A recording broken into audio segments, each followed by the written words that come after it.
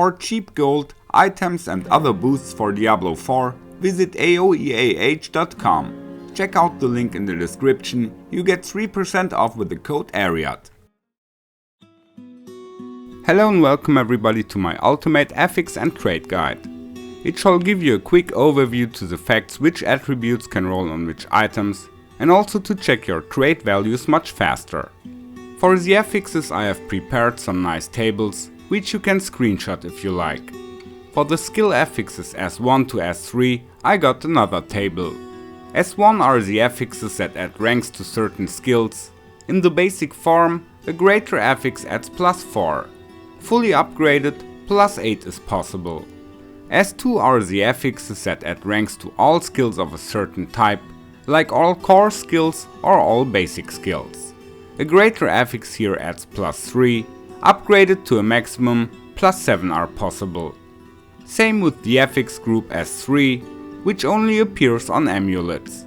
Here you can get skill ranks to different passive skills for each class, they are listed in the table down below.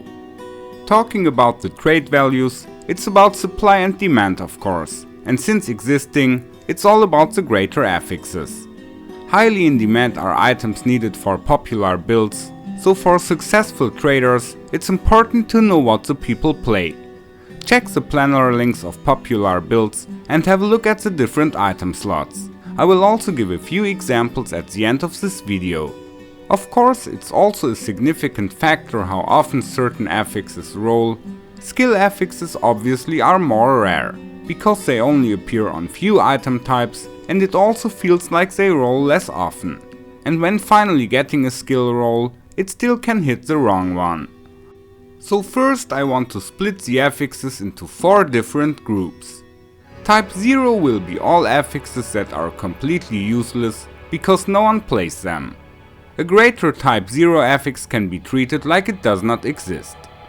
Type 1 are all affixes that are useful for different builds, but which are not listed under type 2 or 3. So affixes like attributes, armor, life or different types of damage. Type 2 are only the following affixes: critical strike chance, attack speed, lucky hit chance and cooldown reduction.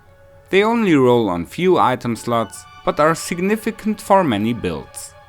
Type 3 are finally all affixes that add ranks to popular skills. So talking about pants for example, +4 ranks to Firebolt, Heartseeker, Flare or Bash are very nice of course. Ranks to unplayed skills are kinda worthless anyway. On the amulet, people usually look for ranks to passive skills that add damage. Now let's move on to my evaluation system. We will first count how many greater affixes of each type an item has. You can use the following table for orientation, but there is no guarantee for the values. In certain cases, items can be cheaper or even more expensive. So the best is to search trading platforms like Diablo.trade for similar items and compare more than only the first results you see. In the end, also the non-greater affixes can decide whether an item is useful or crap, at least when talking about items with only one greater affix. So items with only type 1 affixes usually don't sell much higher than 500 millions, because people need some type 2 or 3 affixes in the different slots. But there is an exception for the weapons. There are only type 1 affixes that can roll on a weapon, so getting 2 or 3 nice greater affixes here can be worth much more.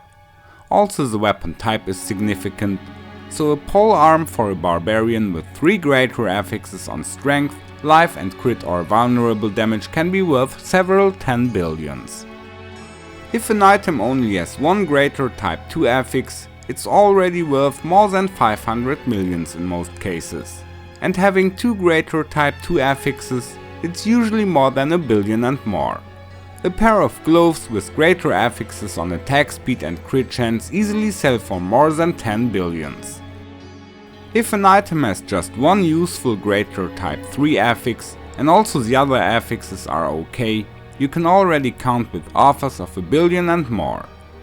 Adding a type 2 greater affix, it's definitely more than 10 billions. and amulets with multiple greater type 3 affixes can go up to 100 billions if hitting the right combination. So amulets can be most expensive. Whoever found an amulet with 3 greater affixes on cut to the bone, heavy-handed and critical strike chance, that's something that would sell for 100 billions for sure. The table is just for the orientation. In the end, many factors come together. Also, the non-greater affixes can be significant for the value, and some item types sell higher than others, like amulets or specific types of weapons. All in all, the greatest factor always is which builds dominate a season. That's where we have the highest demand. So as I said, always keep an eye on the other classes and what they play. At the season start, prices will be much lower, because all the gold has to be farmed first, and in the beginning everyone needs gold. But later on, especially the prices for high-end items will greatly increase. So if you find something really nice, better keep it in your stash for some time. Last but not least, some examples for items you should not miss when farming next season start. Let's start with the helmets. Of course, the new unique crown of Lucian will be very popular, especially with a good roll on the unique aspect and greater affix on core skills. You should also keep legendary helmets with greater affixes on cooldown reduction and or lucky hit chance. Looking at the chest plates, many builds use greater affixes on life and attributes, but some skill rolls can also be useful here, like Golem Mastery for the Necro. Also, different unique armors could be in demand, for example Rage of Harugath or Shroud of Kanduras, with good rolls and the right greater affixes.